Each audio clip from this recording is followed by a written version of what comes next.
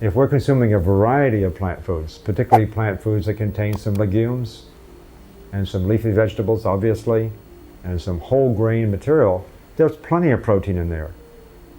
There's plenty of protein. We do not need more. First. Secondly, it's the right kind of protein. It is used in a sort of biological sense less efficiently, as the saying goes. That is, we may take a smaller proportion of the protein to actually put into our tissues, which was considered in the past to be a bad thing. But it's a good thing. I mean, I don't know why, for example, increasing the efficiency of protein utilization in animal-based foods is considered to be a good thing. The protein is the wrong kind. I don't want to use something that is doing the wrong thing more efficiently, to be honest about it. I am T. Colin Campbell, 66 years of age, and I hold an endowed chair at Cornell University in the Division of Nutritional Sciences. My official title is Jacob Gould Sherman Professor of Nutritional Biochemistry. I'm also director of the China-Oxford Cornell Project on Diet and Health. In my research career, I started out from a very traditional point of view, where protein was important, where the typical Western diet was considered to be the best. And my views on plant-based nutrition gradually evolved over the years, beginning with some work with experimental animals, in particular during the 1960s and 70s. Finally, in 1980, I was on a National Academy of Science expert panel looking into the question concerning diet and health, diet and cancer in particular. That was a rather important event, and then we got involved in the China study and continued the experimental animal research. The evidence became clear that it was consistent when looking at different kinds of studies, and it was very clear that this evidence was in favor of a plant-based diet as being the healthiest way to consume food. The China study was started in 1983 and continued a little bit, at least as far as the survey was concerned, into 1984.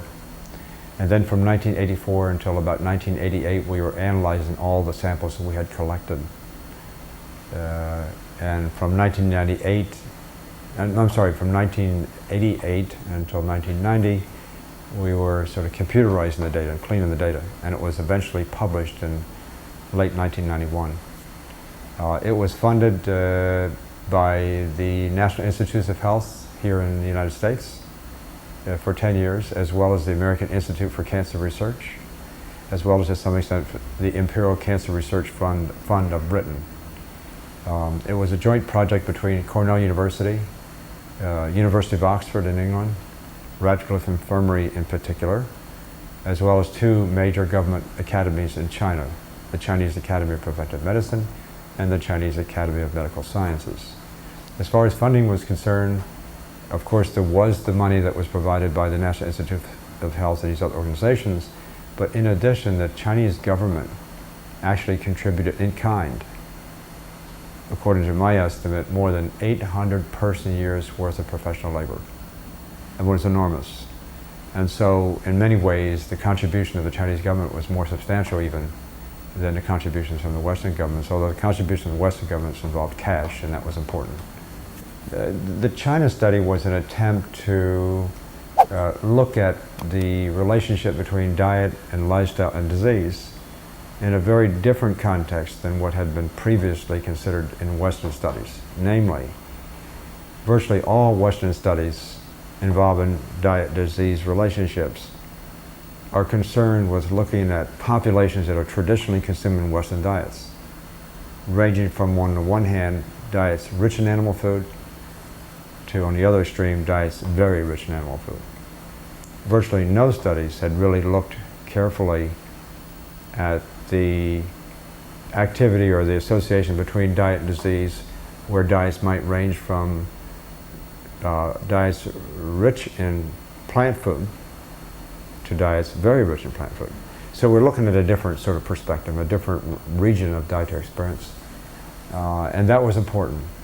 And as we started looking at the relationship between diet and disease in that segment of our experience, we were learning quite conclusively that however we looked at it, the relationships we were getting there showed that the closer we got to a plant-based diet, the healthier it was. And that was the kind of information that was being inferred at this other range, the Western studies. That's what, in my view, made the China study so provocative and interesting, because it was saying that the closer we get to a plant-based diet, the healthier we're going to be for a variety of health problems, if you will. Diseases, obviously, in particular. The China study was relevant in more than just the scientific sense, more than just the study design sense. It was relevant because consuming a plant-based diet really has enormous implications. It not only creates health, which we obviously need, but it could, if taken seriously, have a major impact on our way of thinking about health. It should have a major impact on the way we actually fund research. It has a major impact on the way we think about the environment. And I would argue that when one starts thinking about the philosophical and historical basis for this information, it has some major implications there too as well. I am particularly fascinated with the idea that we tend to do science in the West in a rather specific kind of way that is not entirely consistent with the study of this type. So I'm basically suggesting that the China study challenges some of the very basic and fundamental concepts that have become so dear to us. We're talking about a whole new realm of scientific and medical thinking, as well as a whole new realm of eating and treating our environment appropriately, and dealing with the question in an economically and politically different way as well. It's a major shift. The medical and scientific communities here, when they first heard about the China study, were rather impressed, I think, at least according to the early reports. Science itself had an article talking about this was an experimental laboratory of a very unique kind. It was featured as a cover story in the New York Times. Of course, that's not a scientific journal, but it was featured there. It was featured as a cover story in USA Today, Saturday Evening Post. And there was a lot of discussion about the China project at that time that indicated to me that this scientific community in general were rather excited about this, rather impressed about it. But I must say that their impressions primarily were related to the fact it was a different opportunity. The study was designed quite well. It was comprehensive. So the scientific characteristics of the study were considered to be good. It wasn't until a little later I started talking about the interpretations of the data, particularly in this sort of plant food, animal food context. Then, at that time,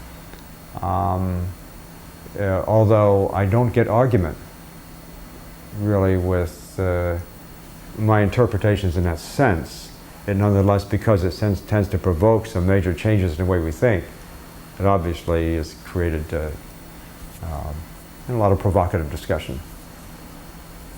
But as far as the study itself is concerned, I should say that this is, in fact, generally regarded as the most comprehensive study of diet, lifestyle, and disease in humans ever conducted, in science or in medicine. And it's a different way of looking at the relationship. In other words, I am much more impressed with the idea of looking at diet and disease relationships from a much more comprehensive point of view, as opposed to looking at single things. I mean, I really find that looking at the relationship, for example, just to use one or two examples, look at the relationship between fiber intake and colon cancer, which is fairly traditional, or looking at the relationship between fat intake and breast cancer, or any number of other sort of relationships like that. I find that when we do things that way, particularly when used in the Western population who are accustomed to doing things their way, when we look at things in such a narrow fashion, we can get information that can be readily taken out of context and misunderstood. And it doesn't tell us anywhere near the full story that we can get than we can get by looking at things more comprehensively. So that was the purpose of the China study. Let's look at things comprehensively. Let's use a population that really is getting close to a plant-based diet. If we're going to test the hypothesis as to the value of plant-based diet, we should be studying people who are mostly consuming plant-based diets. We hadn't done that before. We have been studying people who are just changing their fat intake a little bit, or changing their intake of some nutrient supplement, or changing their intake of dietary fiber, or something like that. Amongst populations who are consuming mostly an animal foods-based diet. I think you can see the point. That gives very limited information and can be too readily taken out of context and can be too confusing. It most certainly is too confusing to the public. So what we need to look at is the full range of possibilities, and when we look at these range of possibilities between diet and lifestyle, we should look at it again very comprehensively, look at many different things and begin to sort out the patterns. That's where the really important information comes.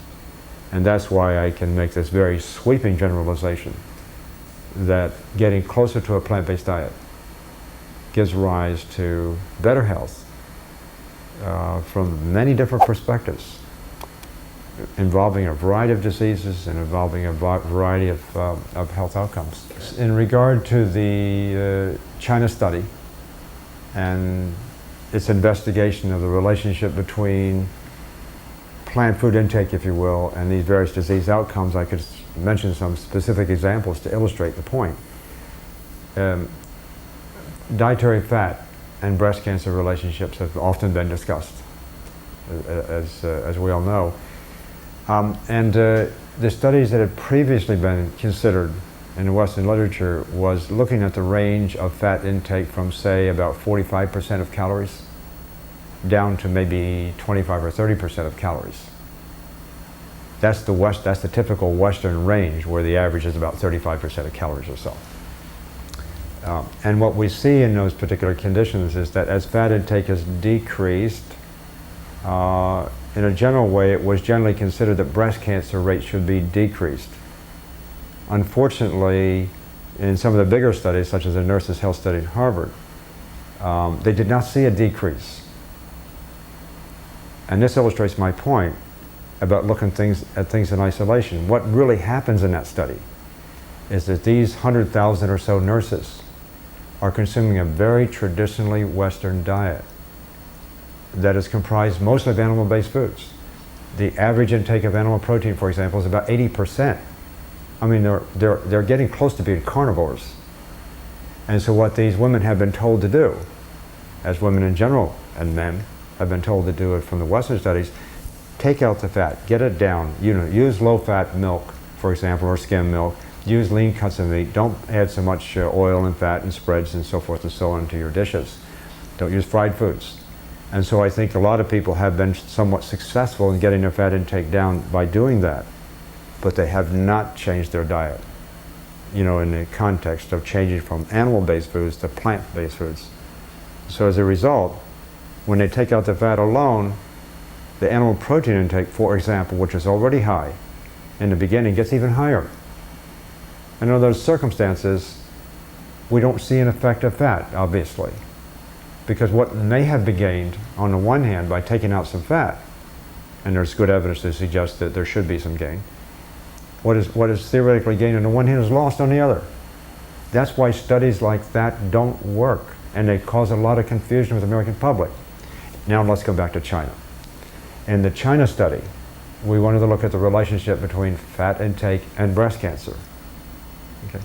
The fat intake in China was between 6% of calories on average, in the lowest fat consuming county, up to a high of 24%, so we're talking about going from 6 to 24, compared to the American or Western context, going from about 25 to 45.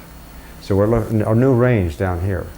Under those circumstances, the Chinese were getting their fat intake down not by necessarily using less fat, but rather actually getting away from the consumption of animal-based foods. And they're already low when we talk about 24% of fat, that's equivalent to animal-based foods containing about 20% of the total energy coming from animal-based foods. So it's already low. We're talking about going from about 20% animal foods diet down to about 0%. That's how they get the fat intake down. In that context, as fat intake comes down, it becomes just a sort of an indication, the changes in the whole diet. And in those circumstances, what we observed, rather surprisingly, quite frankly, was that as fat intake comes down and animal food intake goes down and fiber intake tends to go up, of course, under these circumstances, breast cancer rates go down.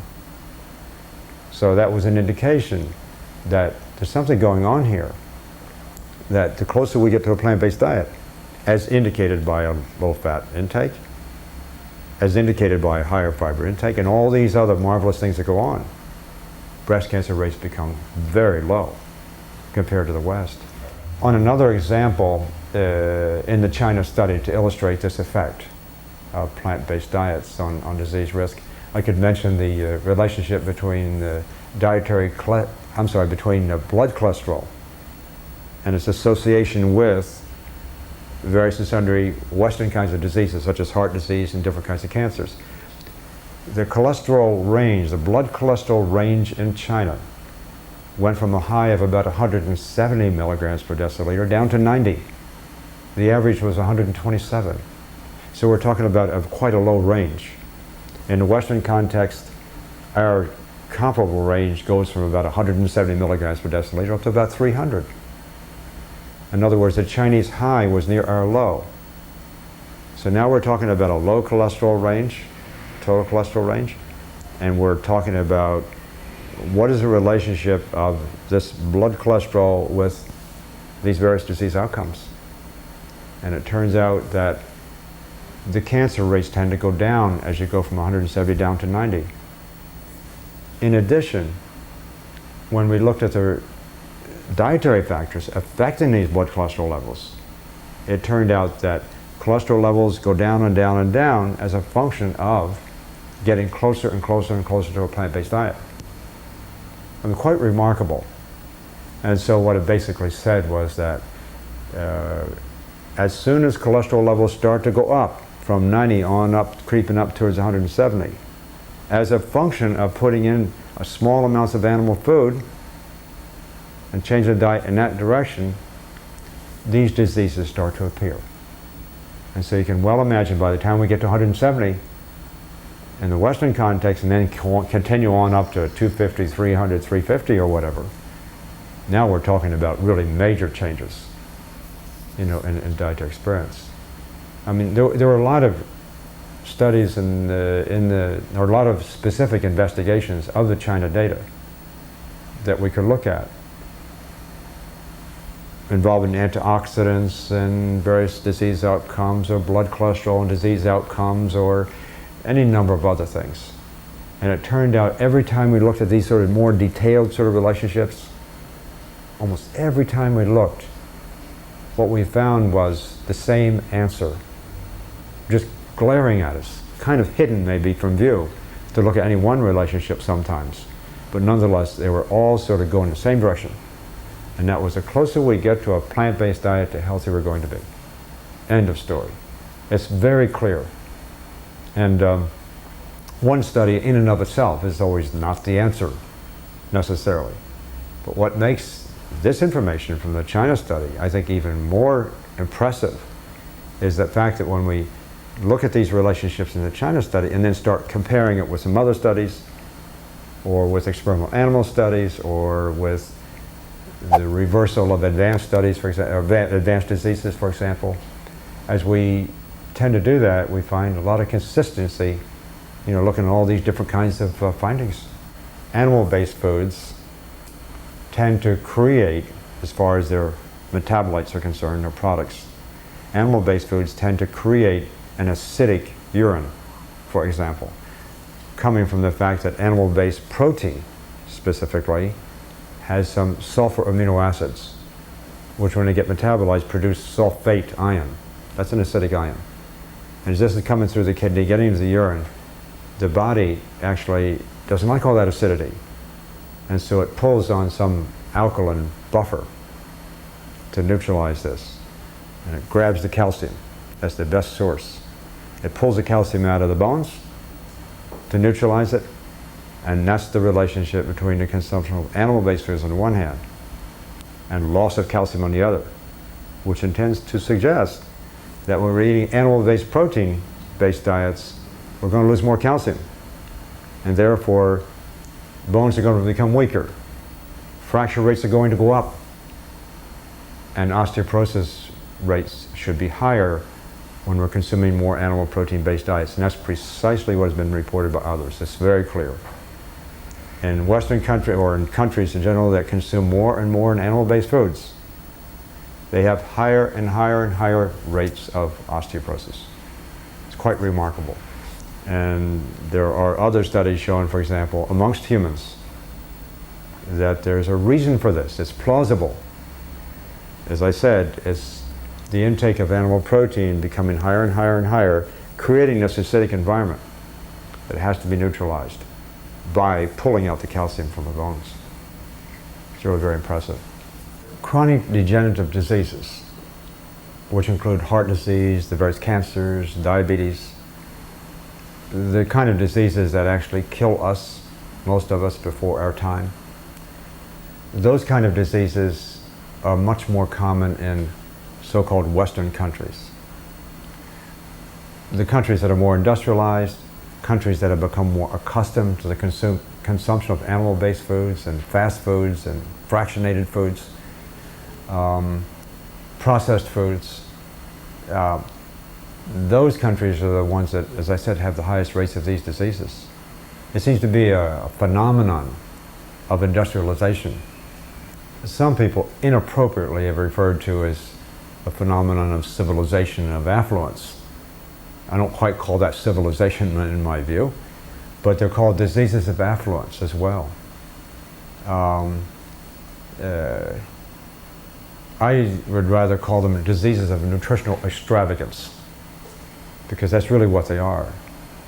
And one of the main things we do as we get money and industrialize and can sort of purchase what kind of foods we want, one of the things that we inappropriately do, and this generally applies to almost every society in the world, as they start getting money, one of the first things they want to do is to consume animal-based foods. I mean, I see that in rural China, where just in recent years, as they've been getting more money, they're starting to change their diets. And in urban China, for example, now they're sufficiently capitalized and have enough wealth, for example, to actually have rates of cancer and heart disease are like us. Their diets are now around 30 to 35% of calories as fat. That's very close to us. They've become quite westernized. In Beijing alone, I was just there 2 months ago, in Beijing alone, there's now 150 McDonald's stores in Beijing. I mean, it's sort of the Western way.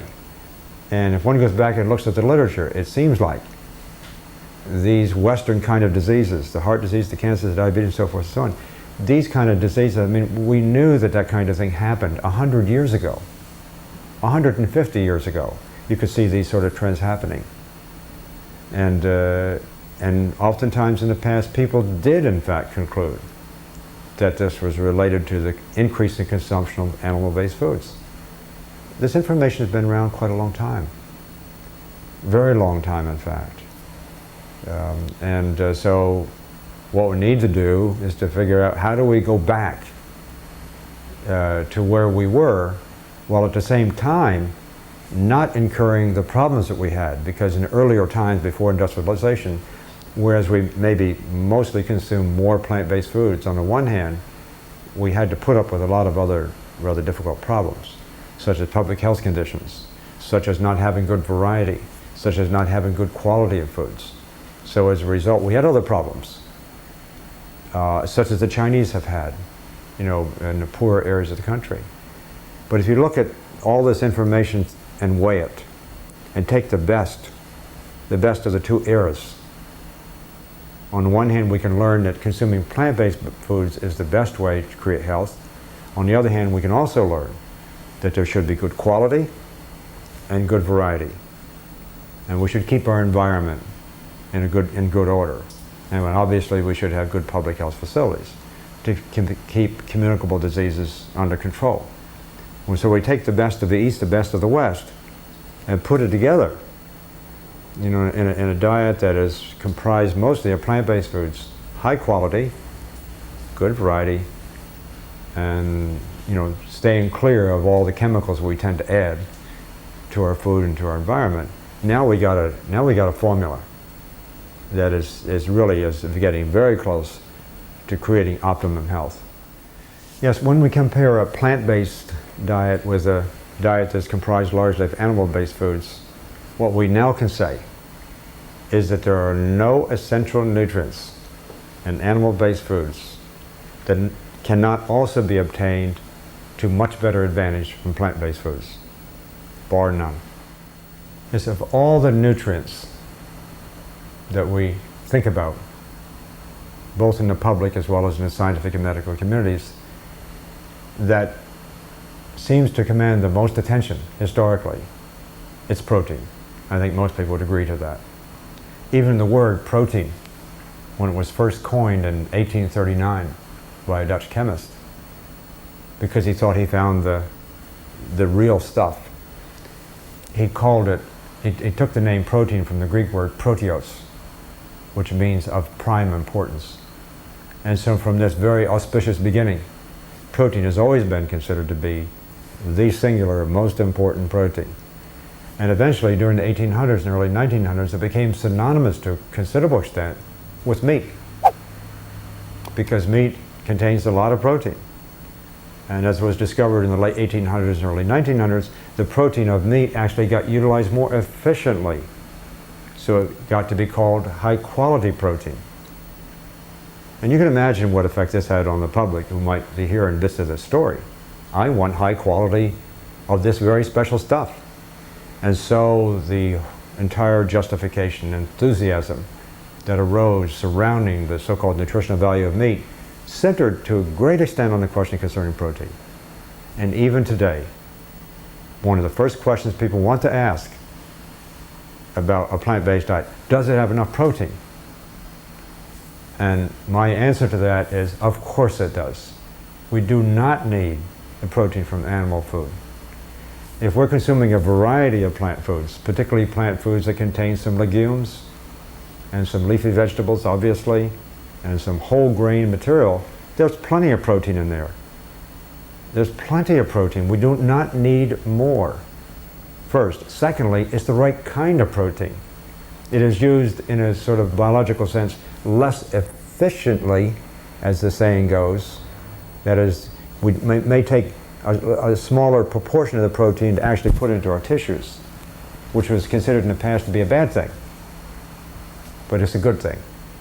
I mean, I don't know why, for example, increasing the efficiency of protein utilization in animal-based foods is considered to be a good thing. The protein's the wrong kind. I don't want to use something that is doing the wrong thing more efficiently, to be honest about it. What we're now learning from investigations on protein, and that was incidentally the one area of research that I have continued ever since I was in graduate school.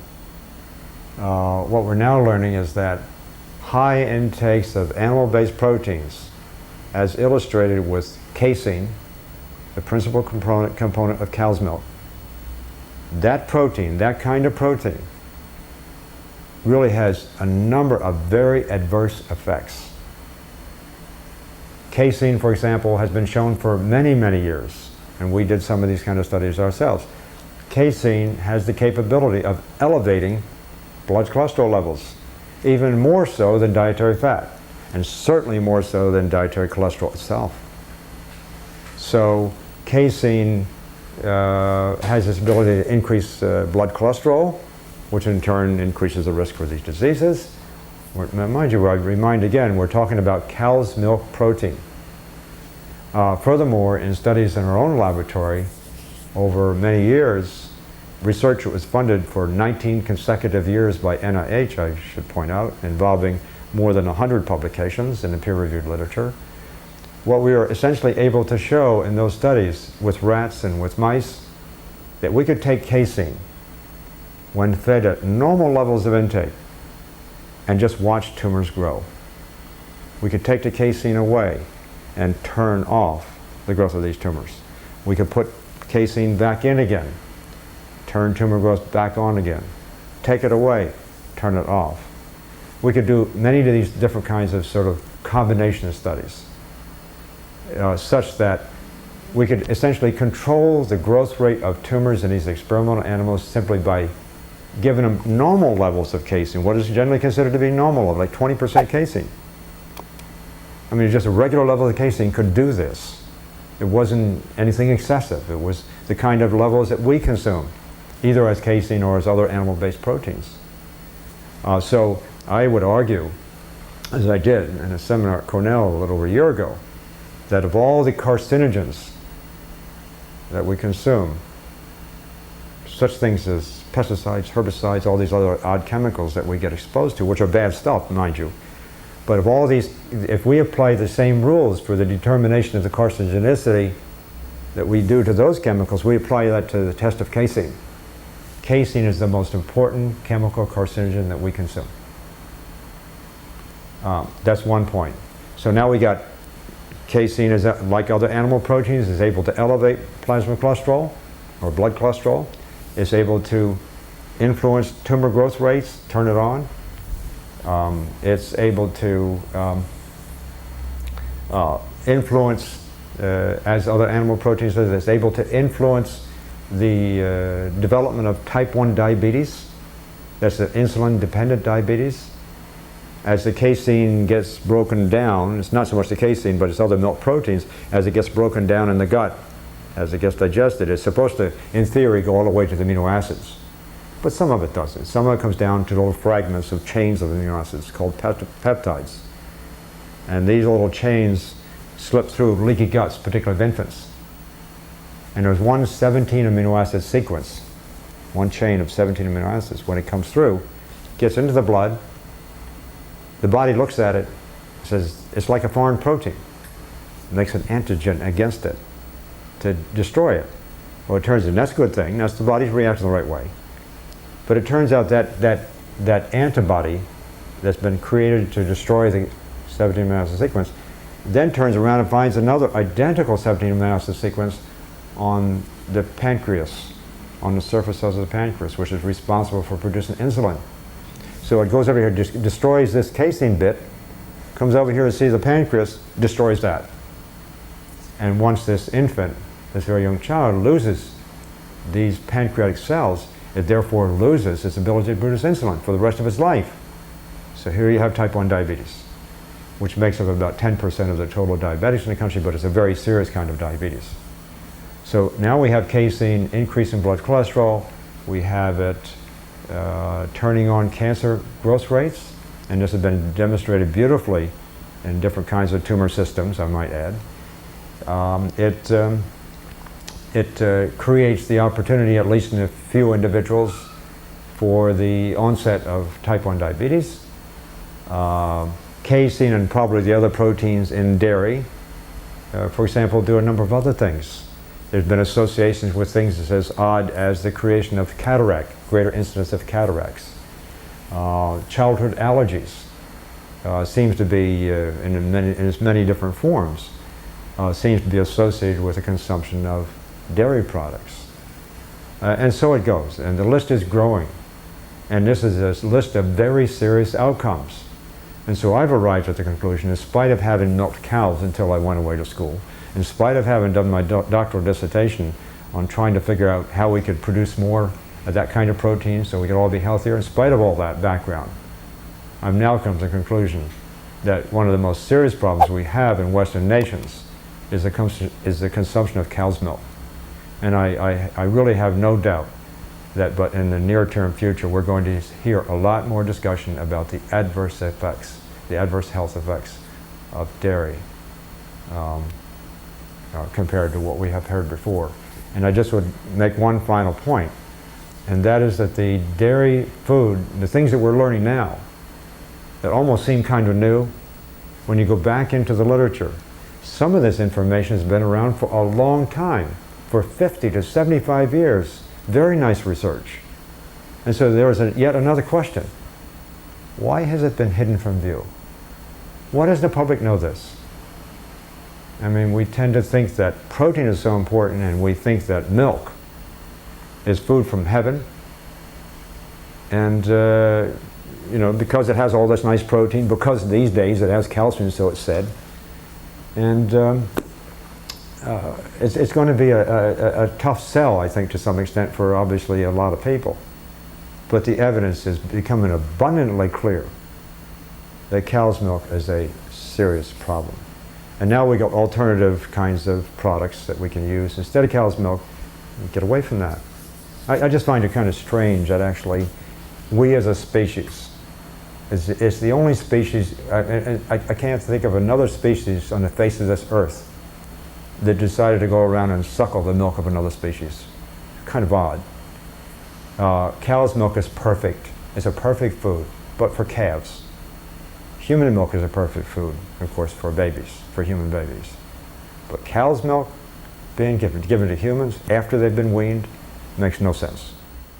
The story concerning the adverse effects of cow's milk, and more particularly the adverse effects of cow's milk protein on various health outcomes such as increase in cholesterol and heart disease and the like, those kinds of studies have been largely attributed just to the simple, pure effects of the protein in the milk. And I'm talking about good milk, you know, pristine milk, if you will, for the most part. And that's the way milk had been through the ages, and we're learning now that wasn't a very good idea. But if that wasn't a very good idea, the milk we're getting today has got to be considerably worse. And I say that for the following reasons. First off, many of the cows these days are being injected with bovine growth hormone, or BGH, in order to stimulate milk production, supposedly so we can have more milk, which sounds rather a ridiculous idea to me. But the animals are being injected with bovine growth hormone, which tend to increase their milk consumption, sure enough, by 15–20% maybe or so. But it comes at an expense to the animal. That is to say, in order for the animal to produce 15–20% more milk, its udders become 20–25% larger, much more pendulent. And as a matter of fact, if one looks at the cows in these kinds of situations, their udders are practically touching, or even they are in fact touching the ground at times. And so these animals in fact aren't even sent out to pasture like they used to be. They're kept more or less in their short lives in the barn. And when the udders are in that form, in that condition, irritation, inflammation arises, infection arises, and a condition called mastitis occurs. In order to control the infection for these animals, we have to inject more antibiotics into the udders. And this is done routinely. And so the cows these days are receiving much more antibiotics that end up in the milk. And in addition, because of the infection, the milk these days has quite a cocktail. Now we got some hormones to go along with the previous stuff. We've got some more antibiotics. And we've got some more blood and more pus that comes from the infection. And if that sounds like an ideal food, then I don't know what an ideal food is. Well, in our studies on the relationship of food to disease production, we tend to characterize this relationship by the nutrient profiles in the various foods. In other words, how much fat does it have, how much protein, what kind of protein, how much fiber, what kind of antioxidants, things like this. And in that sense, animal-based foods are distinctly different from plant-based foods. Animal foods have cholesterol, plant foods don't. Animal foods have very little or no antioxidants. Plant foods have all the good antioxidants, which may measure in the thousands. Animal foods have no dietary fiber, and there's probably hundreds, if not thousands, of combinations of dietary fiber. Plant foods have the fiber. So plant foods have the fiber, they have all these different antioxidants. Generally speaking, they have much less fat. In other words, there's a really distinct difference between these two major classes of food. And so when we look at food that way, and that's what characterizes their ability to maintain health or create disease. Plant foods, with this very unique sort of profile of nutrient composition, have beneficial effects on preventing disease and promoting health. Animal foods, in contrast, although they may differ to some extent between one and another, nonetheless, as a group, they tend to act as a group, as opposed to plant foods. The animal foods basically, obviously, create health problems. And so when we think of it that way, then, and we ask ourselves, where does milk fit into this? And if we look at the nutrient composition of milk, it's very clear. The nutrient composition of milk is nothing more than another animal food. And so therefore, it's not surprising to find that it produces the same effect as many other animal foods, and maybe more so. I like to call milk basically nothing more than liquid flesh. Yeah, on the question concerning the relationship between genes and nutrition, if you will, we need a little background information. Every physiological process, virtually, such as disease formation, begins with genes. In other words, genes are the fundamental blueprint of all physiological processes. In other words, it's the DNA. So we're learning now a great deal about all of our 100,000 or so genes that we have. Everything begins with the genes. It goes from DNA to RNA to protein, the enzymes and so forth. I mean, it's that sort of pathway. So we are a product of our genes in that sense. Okay. Now, of all these genes that we have, some of us have genes that have been maybe mutated, changed, or slightly altered in some other way to give an increased risk for some kind of disease. So we have a gene or two or three or whatever, I think it's 7 or 8 genes now, that seem to contribute to obesity.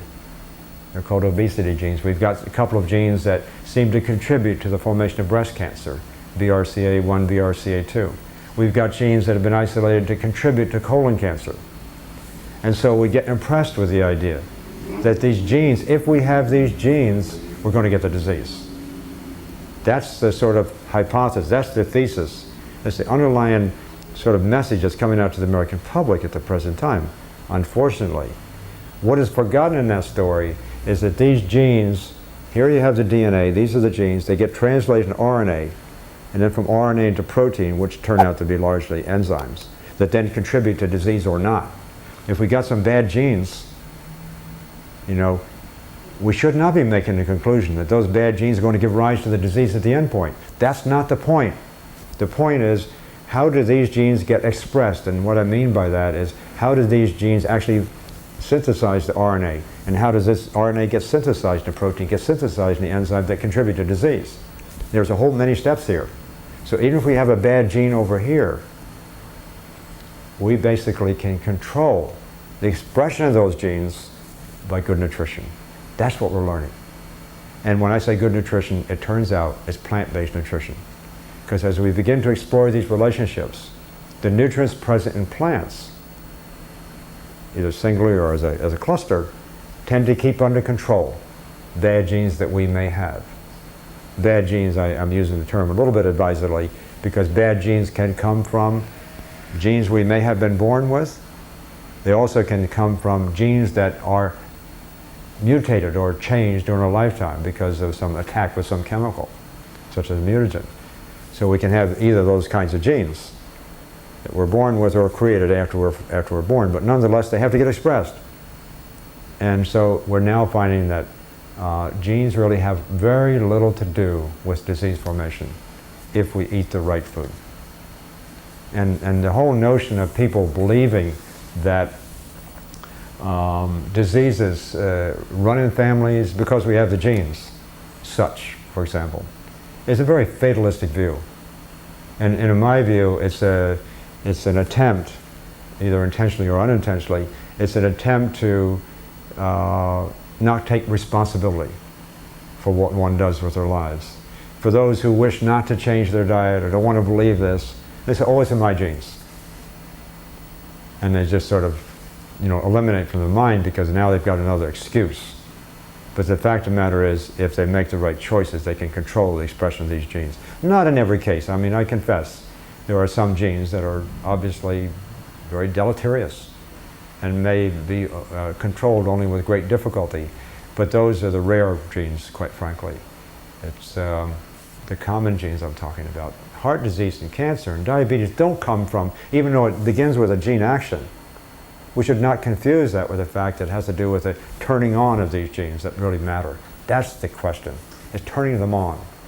And nutrition can control whether you turn them on or turn them off. On the question concerning the evidence of whether or not genes are important in causing human disease, there's one kind of study that's really particularly interesting. It's the so-called identical twin study. Identical twins have the same genes. Non-identical twins don't. I mean, just like another pair of siblings. And so if genes are really important, one would expect the identical twins to get the same diseases, more or less at approximately the same time, let's say. And there's been about 5 or 6 of these kinds of studies now.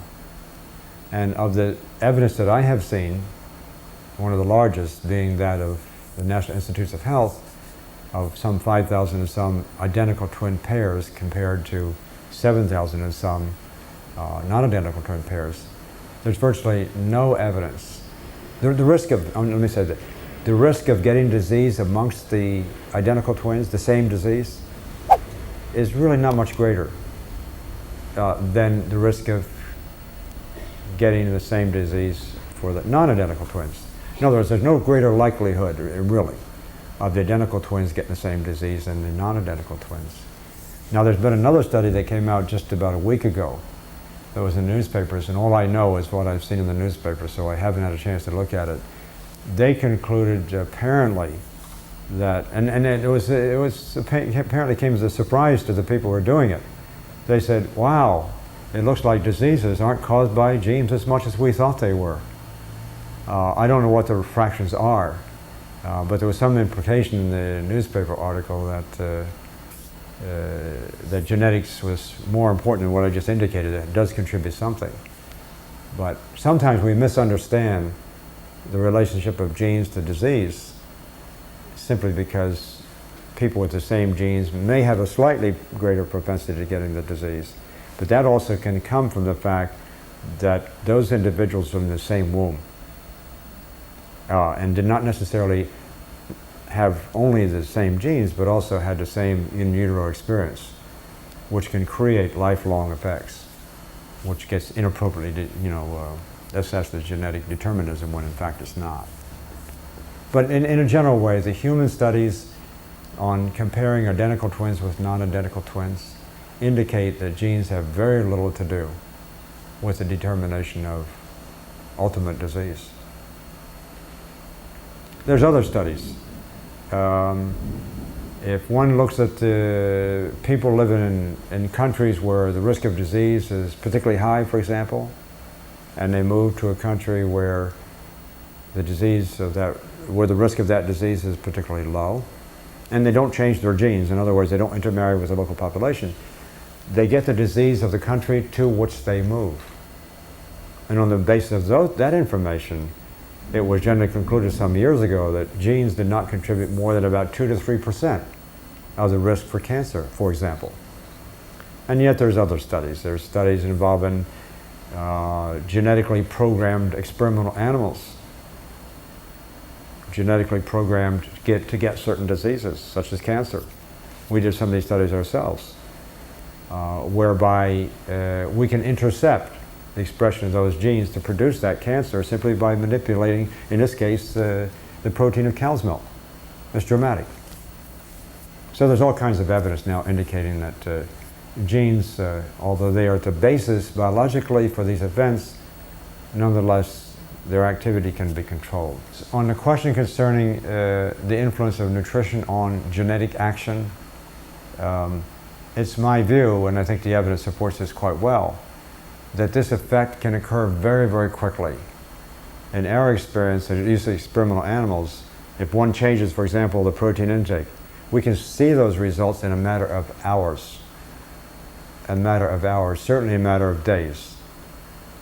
And what we tend to see, that's a qualitative kind of thing, when we see that, in animals. I'm sure that the same thing exists in humans. There's some human data too to show that you can change the nutrient intake, and within almost minutes, certainly within hours, you can see changes in the rate of enzyme synthesis, which is the end product protein that comes from the genes. So you're really affecting gene expression. And so even though we may have these genes for all of our lifetime, and we do, we can manipulate. I liken it to, we got all these faucets that can be turned on. We can turn them on and turn them off very quickly. Yes, one of the questions that have been raised about a plant-based diet for a long time is that it doesn't have enough protein and it may not support good athletic performance.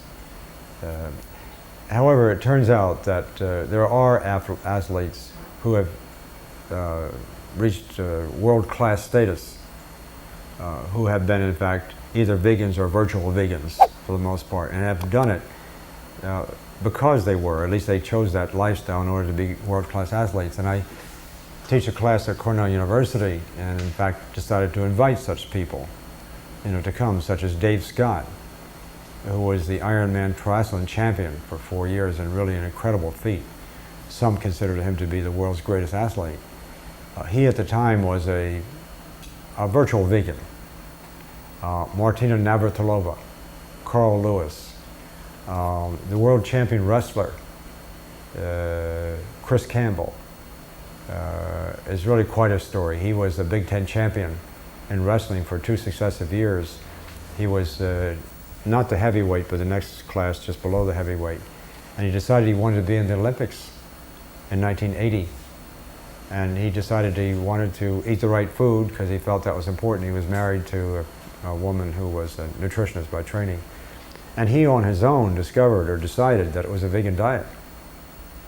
And so in the run-in to the Olympic trials just prior to the 1980 Olympics, he was in those trials and he beat the previous gold medal winner just before the Olympics. He beat him 14-1. And he was a shoo-in to be the gold medal winner.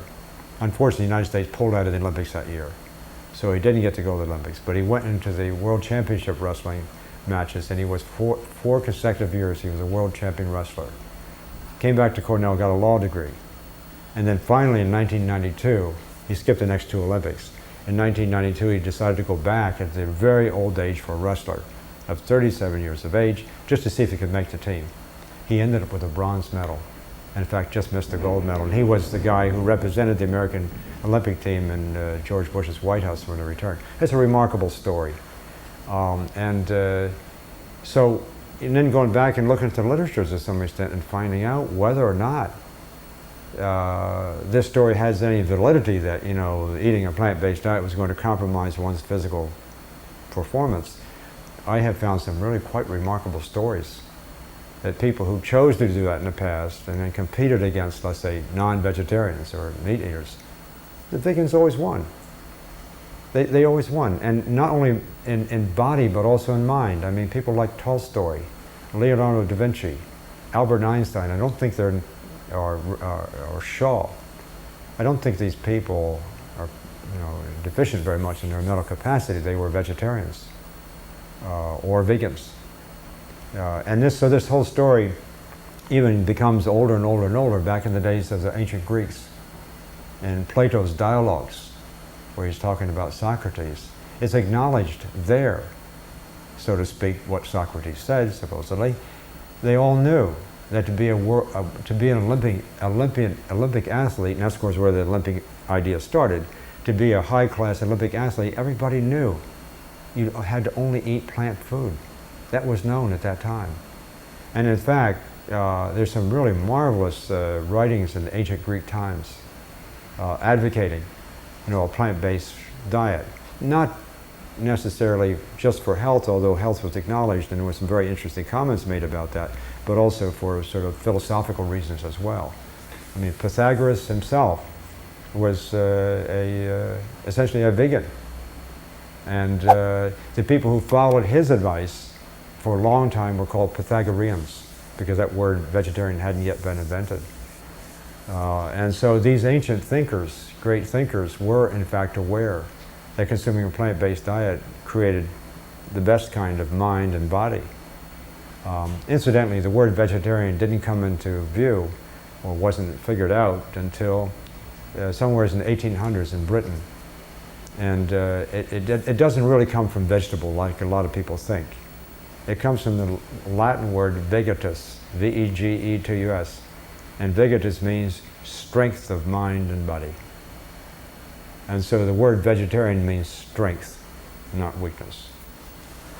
In many of the studies that have been conducted in science in recent years, comparing, for example, non-vegetarians with vegetarians, we see beneficial effects for vegetarians. It's quite clear and it's fairly consistent.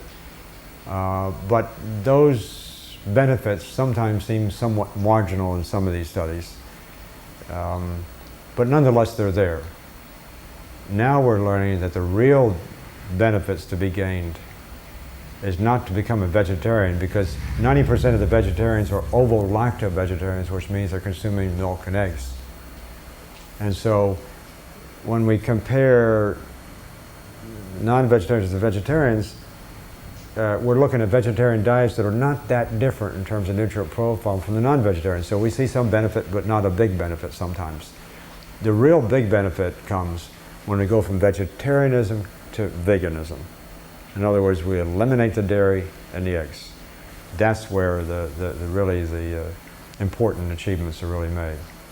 On the question concerning the relationship between the consumption of a plant-based diet with athletic performance, we now know that consuming a plant-based diet enhances athletic performance. Some of the great athletes of the world have learned this. People such as Martina Navratilova, Carl Lewis, Dave Scott, the triathlon champion, Chris Campbell, the world champion wrestler, Parrish of the Boston Celtics, for example, I think he's 7 foot something. There's a number of these people who have actually done this and have learned, in fact, that their athletic performance is enhanced, improved, and they're able to achieve their great feats. I mean, Carl Lewis has won more gold medals than anyone else. For example, Dave Scott, no one compared to him in terms of competing in that triathlon event. To be a world champion wrestler, of all things, eating a vegan diet, what a strange phenomenon. I just find this information so profound, so comprehensive, so beneficial, so potentially enormous potential benefit to all of us, and so old, and I am troubled by the fact that we tend not to know. I'm troubled by the fact that much of this information was achieved with taxpayer money, at least in this country. I'm troubled by the fact that using taxpayer dollars, this kind of information has not been made more available to the American public so they know it. And to get to the point, I'm particularly troubled by the way that politics and economics play a role in this. I can appreciate to some extent these kind of forces and why they occur, but I find it very difficult to understand how political considerations and political decisions can be made to, quite frankly, keep this from the public.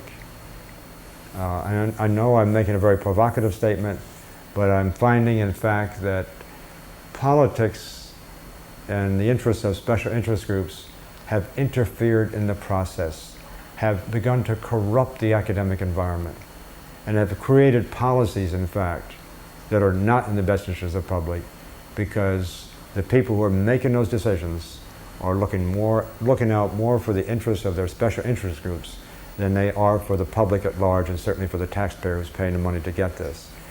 There is one particular program, I might say, that needs to be considered very, very seriously. It's the school lunch program. The school lunch program is a program whereby something like 26 million children every day consume that lunch. The nutritional characteristics of that food, of that lunch, is actually poorer than even the average American diet for adults, and children are vulnerable. And in order for schools to participate in the school lunch program, they have to offer dairy. And the reason they have to offer dairy is because the industry, through their friends at USDA, have insisted that that subsidized program has a marketing outlet. So the dairy essentially is forced. I mean, in my view, it is essentially forced on these children, 26 million children. And the children who, in fact, are most vulnerable are the Hispanic and African American children who have a higher lactose intolerance, which is an indication of their susceptibility. They're the ones who most often are the ones who usually have to take the food. And I just find this to be just abominable, unacceptable, and it turns out that one of the reasons this is so important is because we now know. You can take children, as was demonstrated by a graduate student at Cornell, Dr. Antonia Demas. You can take children and teach them. At these very young ages, in the kindergarten, first and second and third grade, you can teach them about this other kind of food. Low-fat, plant-based food, couscous and the like. When you teach them the right way, she was able to show they can actually learn how to use that food. They go home and tell their mothers, and their mothers change.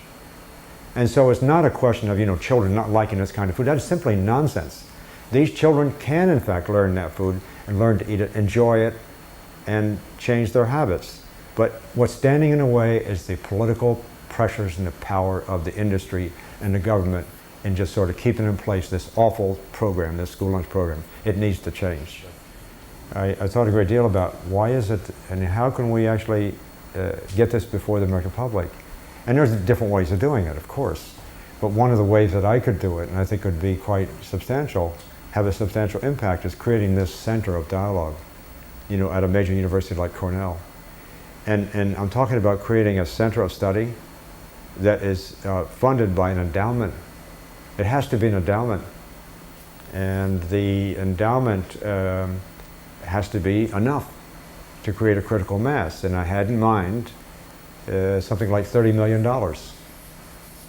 And so I went out with my son and my Chinese colleagues to actually create some businesses a few years, 3 or 4 years ago. Now we've created some businesses, 2 of which are publicly traded, biotech companies, doing good things. But what I really wanted to do with that was to take the equity that I would get into that, give it back to the university, and that was the first 20 million. And then in turn ask the university to match it with 10 and get a total package of about $30 million. And that's enough, in my view, to create a center that would have a forever lifetime. In other words, we'd always know the money is there. It would have a forever lifetime, and to organize it in a way in which we would create dialogue.